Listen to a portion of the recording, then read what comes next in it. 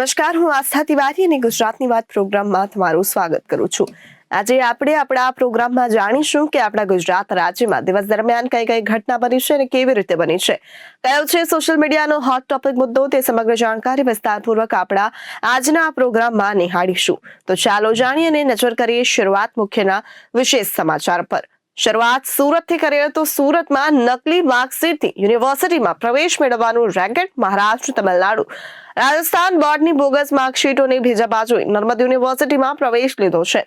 એક વિદ્યાર્થી 2 વર્ષ MBBS ભણી લીધા બાદ ત્રીજા વર્ષે પકડાયો છે અને બીજાએ પ્રવેશ રદ ન થાય તે માટે તમિલનાડુ બોર્ડના નામે UNM ફેક લેટર લખ્યો છે। ત્યારે બીજી તરફ સુરતમાં આગામી 20, 21, 22 ડિસેમ્બરના રોજ સુવાલે બીચ ફેસ્ટિવલનું આયોજન કરાશે, જેને લઈને સુરત ખાતે વન પર્યાવરણ મંત્રી મુકેશ પટેલની પત્રકાર પરિષદ યોજાઈ હતી। કેન્દ્રીય મંત્રી CR પાટીલના માર્ગદર્શન હેઠળ સ્થાનિક ધારાસભ્ય દ્વારા સરકારમાં જેને લઈને રજૂઆત કરવામાં આવી છે। ત્યારે સુરતમાં 14 ડિસેમ્બરના દિવસે સમૂહ લગ્નમાં 300 દીકરીઓએ પ્રભુતામાં પગલા પાડ્યા છે। ત્યારે બીબી સવાણી પરિવાર દ્વારા 111 પિતા વિહોણી દીકરીઓનું સમૂહ લગ્નનું આયોજન કરાયું, જેમાં 2 મુસ્લિમ દીકરીઓ દ્વારા પણ નિકાહ પઢવામાં આવ્યા હતા। ત્યારે બીજી તરફ આહિર સમાજ દ્વારા પણ 20 પિતા વિહોણી સહિત 189 દીકરીઓના સમૂહ લગ્નનું આયોજન કરવામાં આવ્યું હતું। ત્યારે સુરતના અમરોલી વિસ્તારમાં 4 દિવસ પહેલા એક વ્યક્તિની 4 આંગળી કપાઈ જવાનો રહસ્યમય મામલો સામે આવ્યો છે, જેમાં ફરિયાદીએ જ પોતાના આંગળા કાપ્યા અને સુરત ક્રાઇમ બ્રાન્ચે ભેદ ઉકેલી કાઢ્યો હતો। સાથે જ સુરતમાં રાજ્યના મહાનગરોને એકબીજાને સાથે કનેક્ટ કરવા માટે 10 નવીન હાઈટેક વોલ્વો બસોને ફ્લેગ ઓફ આપી પ્રસ્થાન કરાવતા વાહન વ્યવહાર રાજ્યમંત્રી હર્ષ સંઘવી।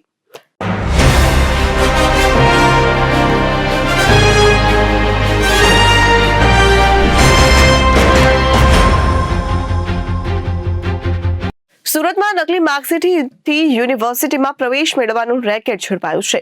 મહારાષ્ટ્ર, તમિલનાડુ, રાજસ્થાન બોર્ડની બોગસ માર્કશીટોથી બીજા બાજુએ નર્મદ યુનિવર્સિટીમાં પ્રવેશ લીધો છે।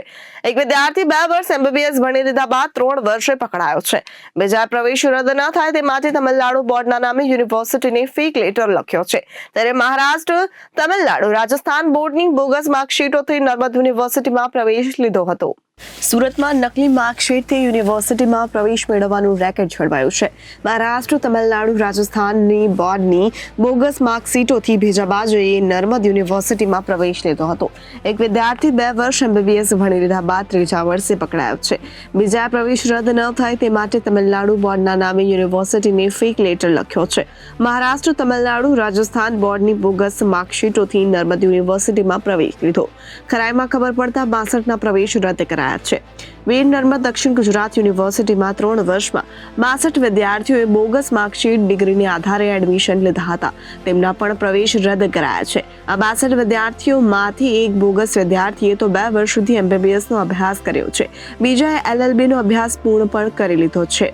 આપણી વીર નર્મદ દક્ષિણ ગુજરાત યુનિવર્સિટીમાં છેલ્લા 3 વર્ષથી academic bank credit, UID, UDIAS અને આધાર કાર્ડ આ 4 વસ્તુને એક સાથે ડેટાનો ઉપયોગ કરીને અને અમને મળેલા ઇનપુટ્સને આધારે તેમજ આપણે યુનિવર્સિટીમાં પ્રથમ સત્રની અંદર 70,000 કરતાં વધારે વિદ્યાર્થીઓ પ્રવેશ લેતા હોય છે, જેમાં 6 થી 7,000 કરતાં વધારે વિદ્યાર્થીઓ આપણી યુનિવર્સિટી કે ગુજરાત બોર્ડ સિવાયના અન્ય બોર્ડ કે અન્ય યુનિવર્સિટીના વિદ્યાર્થીઓ પ્રવેશ લેતા હોય છે, જેને યુનિવર્સિટી પોતાના ખર્ચે તે યુનિવર્સિટી પાસેથી અમે વેરીફાઈ કરાવતા હોય છે।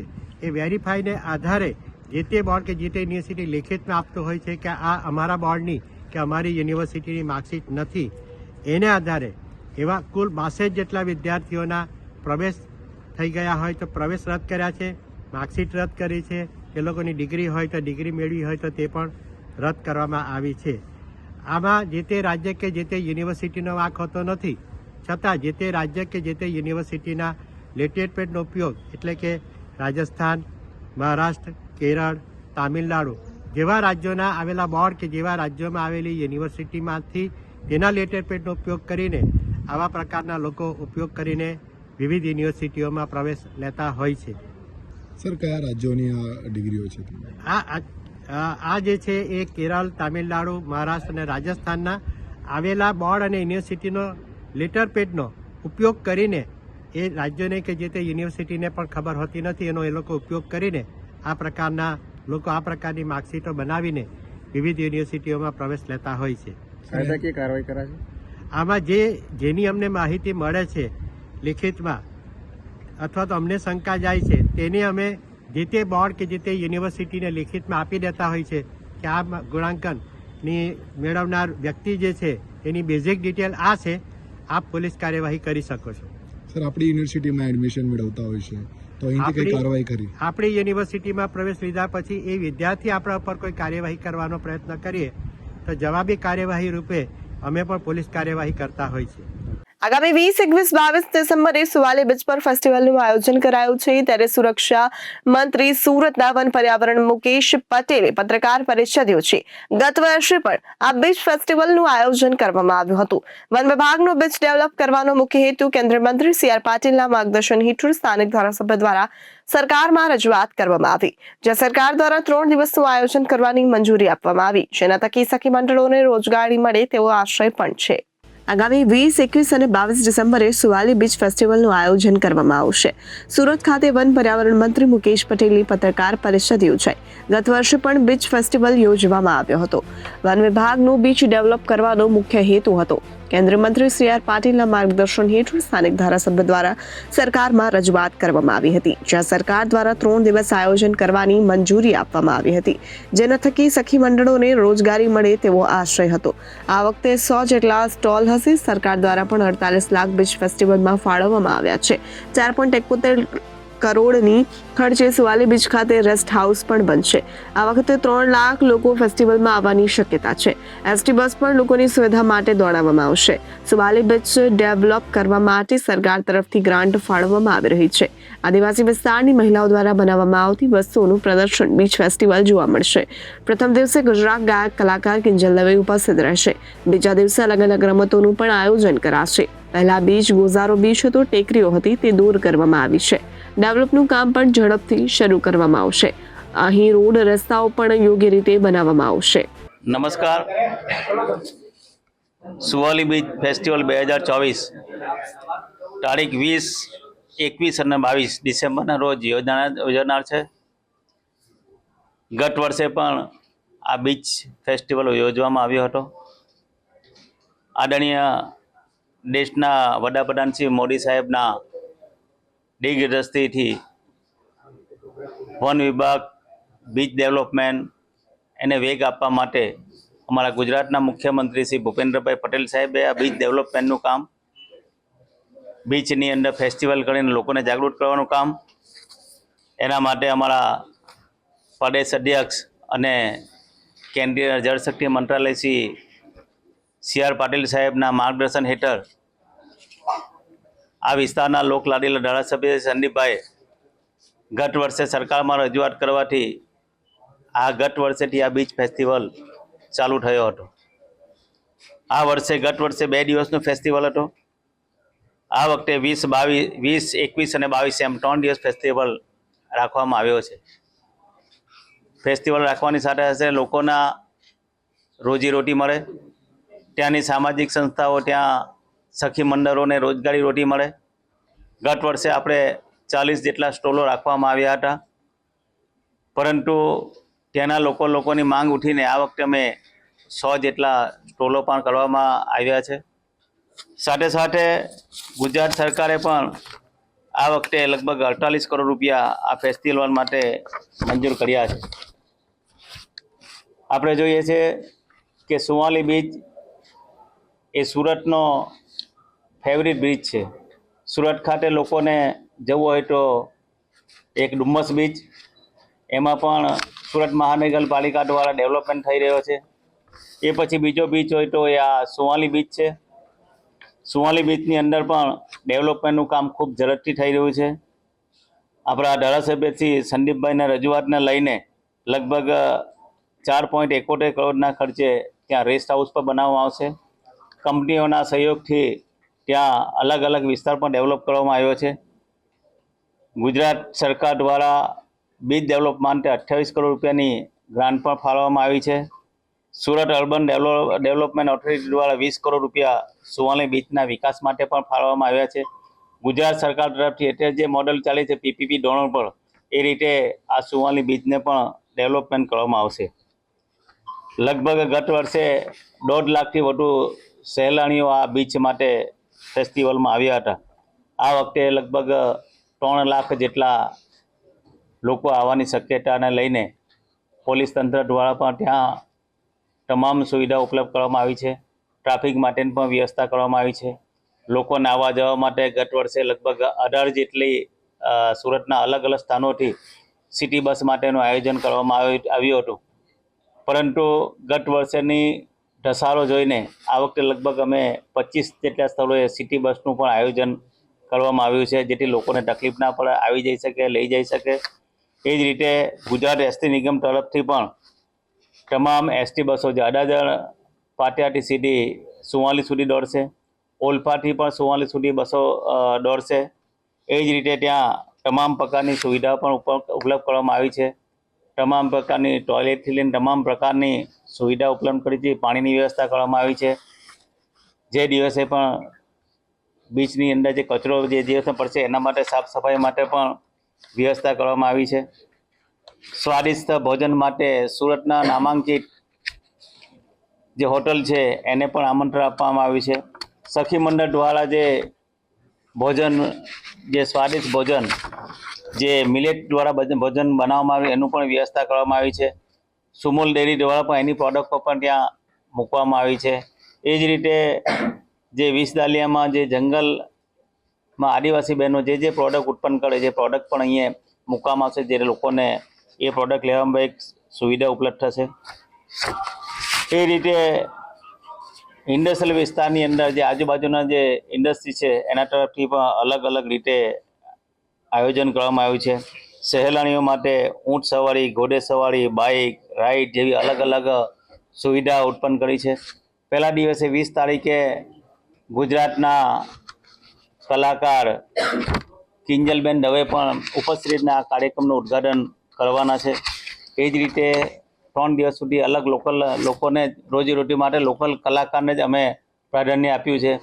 એ જ રીતે ત્યાંના ગામના જે રમતવીરો છે ત્યાં અલગ અલગ જાતની રમતો પર રમાડવામાં આવશે. આમ અલગ રીતે બીચ પર અલગ રીતના આયોજન કરવામાં આવ્યું છે. સુરતમાં 14 ડિસેમ્બર એક જ દિવસમાં અલગ અલગ સમૂહ લગ્નમાં 300 જેટલી દીકરીઓએ પ્રભુતામાં પગલાં પાડ્યા. પેપે સવાણી પરિવાર દ્વારા 111 પિતા બહેનોની દીકરીઓના સમૂહ લગ્નનું આયોજન કર્યું, જેમાં 2 મુસ્લિમ દીકરીઓ દ્વારા નિકાહ પઢવામાં આવ્યા. તો બીજી તરફ આહિર સમાજ દ્વારા 20 પિતા બહેનોની સહિત 189 દીકરીઓના સમૂહ લગ્નનું આયોજન કરવામાં આવ્યું હતું. આ સમૂહ લગ્નના આયોજનમાં મુખ્યમંત્રી ભૂપેન્દ્ર પટેલ પણ પહોંચ્યા હતા, જ્યાં તેમણે દીકરીઓને નવા જીવનની શરૂઆતના આશીર્વાદ આપ્યા. સાથે જ મોરારી બાપુ સહિતના સંતોએ પણ આશીર્વાદ આપવા માટે પહોંચ્યા હતા. સુરતમાં આજે 14 ડિસેમ્બર એક જ દિવસમાં 2 અલગ અલગ સમૂહ લગ્નમાં 300 જેટલી દીકરીઓએ પ્રભુતામાં પગલાં માંડ્યા છે. પીપી સવાણી પરિવાર દ્વારા 111 પિતા બહેનોની દીકરીઓના સમૂહ લગ્ન કરવામાં આવ્યા છે, જેમાં 2 મુસ્લિમ દીકરીઓ દ્વારા નિકાહ પઢવામાં આવ્યા હતા. પીપી સવાણીના પિયરીઓ સમૂહ લગ્ન આયોજનમાં મુખ્યમંત્રી ભૂપેન્દ્ર પટેલ પહોંચ્યા, જ્યાં તેમણે દીકરીઓને નવા જીવનની શરૂઆતના આશીર્વાદ આપ્યા. આ સાથે મોરારી બાપુ સહિતના સંતોએ પણ આશીર્વાદ આપ્યા હતા. સેવા યજ્ઞ થકી અનેક પ્રેરણા મળી રહી છે. 14 ડિસેમ્બરના દિવસે 111 દીકરીઓએ પિયરીઓ છોડી સાસરે સસુર ગૃહે ગઈ છે, જેમાં મુખ્યમંત્રી સહિતના મહાનુભાવો હાજર રહ્યા અને કન્યાદાન કર્યું. મોરારી બાપુ સહિતના સંતોએ પણ નવ દંપતીને આશીર્વાદ આપવા પહોંચ્યા. પિયરીઓ લગ્ન સમારોહમાં ગુજરાત, મહારાષ્ટ્ર, બંગાળ, ઉત્તર પ્રદેશની દીકરીઓ છે. 2 મુકબધિર અને 2 દિવ્યાંગ કન્યા છે અને 2 મુસ્લિમ છે. વિવિધ જ્ઞાતિ 39 દીકરીઓ કન્યાઓના નવજીવનની શરૂઆત કરી છે. અગાઉ તમામ 111 દીકરીઓની પિતાની હૂંફ પૂરી પાડનાર લાગણી રૂપે ભેટ સમા કરિયાવરની વિતરણ કરી દેવાયું છે. જે 111 કન્યા છે એ પૈકી 90% કન્યા એવી છે કે એમના માતા પિતા તો નથી, સાથે જ એમના ભાઈ પણ નથી. દીકરીઓની પસંદગીના અનેક ધોરણો નક્કી થયા છે. એમાં દીકરીના પિતા ન હોય અને એ પ્રાથમિક છે, અને એ પછી દીકરીનો ભાઈ ન હોય એવી દીકરીઓને પણ પ્રાથમિકતા આપવામાં આવી છે. પિયરીઓ લગ્ન સમારોહને પ્રતિષ્ઠિત ગોલ્ડન બુક ઓફ રેકોર્ડ્સમાં સ્થાન મળ્યું છે. એક જ પિતા એટલે કે મહેશ વાણી 5274 દીકરીઓનું કન્યાદાન કરનાર એકમાત્ર પિતા બન્યા છે. એક જ સમયે એક જ કાર્યક્રમમાં 50,000 તુલસીના છોડ સામાજિક સંદેશ સાથે વિતરિત કરવાનો એક નવો રેકોર્ડ બનાવ્યો છે. તો લગ્ન સમારોહમાં 370 ફૂટ સુધી લાંબુ તોરણ બનાવાયું છે. આ ત્રણેય રેકોર્ડ માટે ગોલ્ડન બુક ઓફ રેકોર્ડની ટીમ હાજર રહી અને સર્ટિફિકેટ એનાયત કર્યા હતા. પીએરયુ લગ્ન સમારોહના દિવસે કતારગામ વિસ્તારની પ્રથમ પીપી સવાણી ગ્રુપની શાળાનો શુભારંભ પણ થયો. પીપી સવાણી ગ્રુપના પરંપરાગત મૂલ્યનિષ્ઠ અને ગુણવત્તાસભર શિક્ષણનો લાભ હવે કતારગામ વિસ્તારમાં વિદ્યાર્થીઓને પણ મળશે. એમાંય આજે ઉત્સાહ સમાતો નથી અને જેને કહેવાય કે સમાજ સેવા અને સમાજ સેવામાં નિસ્વાર્થપણે કેવી રીતે કામ થાય એ સવાણી ગ્રુપ પાસેથી આપણે શીખવું જોઈએ. વિશ્વ નેતા અને આપણા યશસ્વી વડાપ્રધાન શ્રી નરેન્દ્રભાઈ મોદીએ સૌના સાથ, સૌનો વિકાસ, સૌનો વિશ્વાસ, સૌના પ્રયાસનો મંત્ર આપ્યો છે. આ મંત્રને ચરિતાર્થ કરતો પીપી સવાણી પરિવાર દ્વારા આયોજિત આ સમૂહ લગ્નોત્સવ છે. પીપી સવાણી પરિવાર પિતાની છત્રછાયા વગરની દીકરીઓના લગ્ન સહિતની જવાબદારી સતત 13 વર્ષથી ઉપાડતો આવ્યો છે. આપણે ત્યાં શાસ્ત્રોમાં કન્યાદાનને મહાદાન કહ્યું છે. શ્રી મહેશભાઈ સવાણી અત્યાર સુધીમાં 15 સમૂહ લગ્નોત્સવ દ્વારા 5274 દીકરીઓને સાસરે વળાવીને મહાદાન કર્યું છે. આજે પીએરયુ નામથી આયોજિત 16મા ભવ્ય જાજરમાન સમૂહ લગ્નોત્સવમાં અલગ અલગ જ્ઞાતિ, અલગ અલગ પ્રદેશથી વધુ 111 દીકરીઓ પ્રભુતામાં પગલાં માંડી રહી છે. એ અર્થમાં આ સમૂહ લગ્નોત્સવ વડાપ્રધાન શ્રી નરેન્દ્રભાઈ મોદીના એક ભારત શ્રેષ્ઠ ભારત મંત્રને સાકાર કરીને એકતા સાથે સામાજિક સમરસતાનો સંદેશાવાહક બન્યો છે. આંગણે પીએરયુ લગ્નોત્સવ નિમિત્તે ગુજરાત રાજ્યના મુખ્યમંત્રી શ્રી ભૂપેન્દ્રભાઈ પટેલ સાહેબ અને મોરારી બાપુ સહિત અન્ય લગભગ 40 જેટલા સંતો આજે 111 જે દીકરીઓના લગ્ન છે તે પૈકીના 55 દીકરીઓના લગ્ન આજે છે. 2 દીકરીઓના નિકાહ છે. ત્યારે તેમને આશીર્વાદ પાઠવવા માટે જે આવ્યા છે તે બદલ હું મારી જાતને ખૂબ જ ધન્યતા અનુભવું છું. આજના લગ્નોત્સવની અંદર 3 golden book of world record બનવા જઈ રહ્યા છે. આદરણીય વડાપ્રધાન નરેન્દ્રભાઈ મોદીનું જે આહવાન એક વૃક્ષ માં કે નામ તે અંતર્ગત 40,000 થી 50,000 રોપાઓ આજે આવનાર જાનૈયાઓ, માંડવિયાઓ અને આમંત્રિત મહેમાનોને આપવામાં આવશે. સાથે સાથે 370 ફૂટનું લાંબુ એક તોરણ બને તે પણ એક વર્લ્ડમાં પહેલી વખત એટલું લાંબુ તોરણ બન્યું છે. તેનો પણ એક વર્લ્ડ રેકોર્ડ છે. અને ત્રીજો રેકોર્ડ પીપી સવાણીને પરિવારને કે 5274 દીકરીઓને એક જ જગ્યાએથી એક જ બાપ દ્વારા વળવામાં આવી હોય તે પ્રસંગના 3 golden book of world record પર બનનાર છે. સુરતના અમરોલી વિસ્તારમાં 4 દિવસ પહેલા એક વ્યક્તિની 4 આંગળી કપાઈ જવાનો રહસ્યમય મામલો સામે આવ્યો હતો. ફરિયાદીએ જ પોતાના આંગળા કાપ્યા હોવાનું જાણવા મળ્યું રહ્યું છે.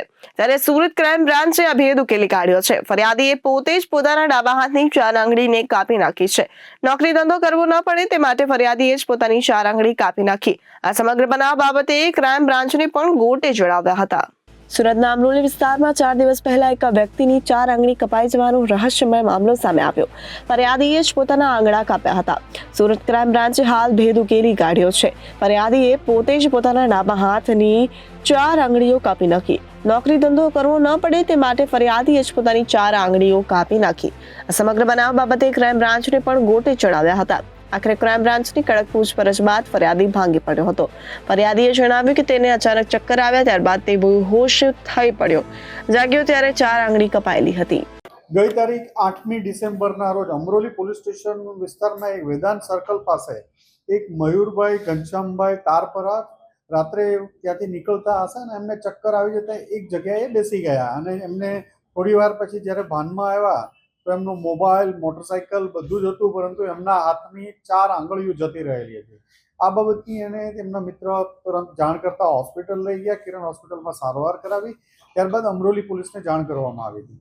પ્રાથમિક દ્રષ્ટિએ કોઈ તાંત્રિક વિદ્યા કે એના માટે આંગળીઓ કાપી હોય એવું લાગતું હતું, પરંતુ જ્યારે ભોગ બનનારની પોલીસ દ્વારા વારંવાર પૂછપરછ કરતા એણે એવું કન્ફેશન કર્યું કે એ વરાછામાં એક અનસ જ્વેલર્સ છે, અનબ જ્વેલર્સ, ત્યાં કોમ્પ્યુટર ઓપરેટર તરીકે નોકરી કરતો હતો. આ જે જ્વેલર્સ છે એ એમના કોઈ સગા સંબંધીનું જ છે અને ત્યાં એને સ્ટ્રેસ ખૂબ રહેતું હતું, પ્રેશર રહેતું હતું કામનું અને ના નહોતો પાડી શકતો. એના જે પિતાજી છે ઘનશ્યામભાઈ, એના કોઈ સંબંધીમાં થતા હતા, એટલે સ્ટ્રેસમાં આવી અને એણે પોતાની 4 આંગળીઓ કાપી નાખી. આ 4 આંગળીઓ પોતે જ એના 4 દિવસ પહેલા, એટલે કે 4મી યા 5મી તારીખ આજુબાજુ પોતે જાતે છરો લેવા ગયેલો. એ દુકાનેથી છરો લઈ અને 2 વાર પોતાની આંગળીઓ, પહેલી વાર કાપી તો 3 આંગળીઓ કપાણી, ફરીથી 4થી વાર બીજી વાર ઘા મારી અને 4થી આંગળી પણ સાથે કાપી અને પાણીમાં નજીકમાં એક બેગમાં બંને આંગળીઓ અને બધું ફેંકી દેવામાં આવ્યું હતું પાણી આગળ. આજે બંને આંગળીઓ પણ 3 જેટલી અમને મળી આવી છે, પણ હવે એની જે પરિસ્થિતિ છે એનાથી જોડાવાની શક્યતા ડૉક્ટર પાસે લઈ જઈએ છીએ, શક્યતા ઓછી લાગે છે. એટલે સ્ટ્રેસમાં આવીને આ માણસે આ મૃત્યુ ભોગ બનનારે કરેલાનું જણાવે છે. આવું પ્લાન એના મગજમાં ક્યાંથી આવું કરવું જોઈએ કે પૂછપરછો? એ પોતે એવું કહે છે કે મને સ્ટ્રેસમાં હતો અને હું જો મારી આંગળી જ કાપી નાખું તો મને કામ કરવાનું પ્રેશર જ નહીં આવે, એટલે એક સ્ટ્રેસમાં આવીને એને પોતે પોતાની આંગળીઓ કાપી નાખી. સર, આ વાત કેટલી ઘરે ઉતરેલી છે? કારણ કે કોઈ પોતાની આંગળી શા માટે કાપે? અમે નથી થતું, અમે વારંવાર ખાતરી કરી, એની વાત ઉપરથી વિશ્વાસ નતો બેસતો, પણ પછી એને જ્યાંથી છરો ખરીદ્યો હતો એ જગ્યાએ ખાતરી કરી, એટલે છરો મળી. જે વેચનાર છે એ માણસે કીધું કે આ ભાઈએ જ અહીંથી છરો લઈ ગયો હતો, એણે જે જગ્યાએ છરો ફેંક્યો હતો ત્યાંથી છરો પણ મળી આવ્યો અને પાણીમાંથી 3 આંગળીઓ પણ મળી આવી છે. એટલે એની વાત ઉપર અત્યારે પ્રાથમિક દ્રષ્ટિએ લાગે છે કે એ સાચું બોલે છે, પણ વધુ પૂછપરછ તો પણ એની ચાલુ છે. પોલીસને પહેલી શંકા ક્યાંથી ગઈ કે આ કેમ કે શરૂઆતમાં જે સ્ટોરી બનાવેલી હતી ત્યારબાદ પોલીસની વારંવારની પૂછપરછ, પછી એના ટેકનિકલ ડેટાનો એનાલિસિસ, એની એક્ટિવિટી, આ બધાનું સર્વેલન્સ કરતા કોઈ બનાવ બન્યો હોય એવું પ્રાથમિક દ્રષ્ટિએ લાગતું ન હતું કે આની આંગળીઓ કોઈ કાપીને લઈ ગયું હોય. સીસીટીવી ફૂટેજ પણ જોવામાં આવ્યા હતા એ પીરિયડ દરમિયાન, એની આગળ પાછળ પણ કોઈ જોવામાં નહોતું આવ્યું બંને તરફથી. તો એક શંકા એના તરફ હતી, એટલે વારંવાર એની પૂછપરછ કરતા એને કબૂલ કર્યું. પોતાની જ આંગળી કાપવું કેટલું આશ્ચર્યજનક લાગે છે અને એની માનસિક સ્થિતિ કયા પ્રકારની છે? એ માણસ સ્ટ્રેસમાં આવીને કાપેલાનું પ્રાથમિક દ્રષ્ટિએ લાગે છે અને પોતાની આંગળી પોતે જ પોતાને નુકસાન કરવું એ ખૂબ આઘાતજનક અમારા માટે પણ છે. સર, પોલીસને ગુમરાહ કરવાનું પાછળ કારણ શું હશે? કેમ કે પોલીસને જાણ કરે છે અને પછી જેમ મેં કીધું કે એની માનસિક અવસ્થા અમે એને સાયકોલોજીસ્ટ પાસે પણ એપ્રોચ કરીને કરાવશું અને એની સારવાર પણ એકવાર પૂછીને કરાવશું કે કારણ ચોક્કસ એને કયા સ્ટ્રેસમાં કયા લેવલનું હતું કે પોતાની આંગળી કાપવાનો પ્રયત્ન, આંગળી કાપી નાખી. સર, આંગળી ક્યાં કાપી? જે વેદાંત સર્કલથી આગળ જ્યાં એને જગ્યા બતાવી હતી એ જ જગ્યા ઉપર એને પોતાની આંગળીની કાપીને ફેંકી દીધેલા. સાહેબ, એ જ્વેલર્સમાં કામ કરે છે, પોતાના સંબંધીને ત્યાં કામ કરે છે અને આંગળા કાપી નાખે, એવું તો નથી ને કોઈ ચોરીને અંજામ આપ્યો અને સમગ્ર ઘટના છુપાવવાનો પ્રયાસ કરાવીને આ કરતું તૂત ઊભું કરાયું? બીજો કોઈ એવો બનાવ ચોરીનો ધ્યાનમાં નથી આવ્યો કે એમના સગા સંબંધી દ્વારા કહેવામાં પણ નથી આવ્યું કે જ્યાં કામ કરે છે ત્યાંથી પણ કહેવામાં નથી આવ્યું કે આણે એવું કંઈ કર્યું છે. અને આ આંગળા કાપવાથી એને પણ પરમેનન્ટ ડિસેબિલિટીનું થઈ ગયું છે.